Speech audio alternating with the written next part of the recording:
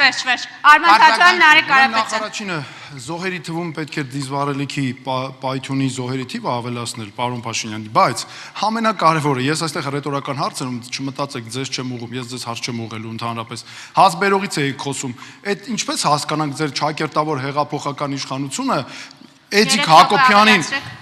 Էդիկ Հակոբյանին, որը ներկայացել է Հազբերողի կալանքի միջնորդություն ու քրեական հետապնդումն է իրականացրել, հիմա հակակոռուպցիոն կոմիտեի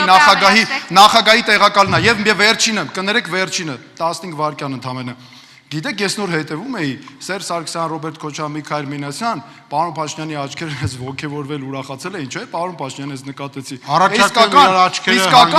Իսկական, հենց այդ նախկինն է, պարոն Փաշինյան, որ դուք եք ու հունիսի 8-ին մեր քաղաքացին դրա պատասխանը տալու է եւ դուք պատրաստվեք նախկին լինելու։ Շատ լավ երևաց հենց։ Նարեկ Կարապետյան։ 100 հազարավոր մեր հայրենակիցներ 9 ամիս շարունակ սովի մեջ են եղել, որովհետեւ դուք Պրահայում ճանաչել եք Ադրբեջանի տարածքային ամբողջականությունը։ Մեր հայրենակիցները 9 ամիս շարունակ ծերեր, երեխաներ սովի մեջ են եղել, դուրս չեն եկել, դուրս գալու հնարավորություն ունեցել են, դուրս չեն եկել, պայքարել են հերոսական, որ ազգնա պայքարել այնպես, ինչպես հայ ազգնա պայքարել է։ Այսօր գալիս եք ու ասում եք ինձ մենակ հետաքրքրում է Հայաստանի քաղաքացիներ, նրանց անձնագիրը ինչպես նշվեց, կապույտ անձնագիր էր, հայ էին, մեր արունից էին, ոնց թողեցիք, ոնց հրաժարվեցիք իրանցից, ոնց տեսաք թե 9 ամիս ոնց է հայը սոված ապրում։ Պարոն Բաբաջանյան, հետո Էդման Մարուկյան, հետո Փաշինյան, խնդրեմ Բաբաջան։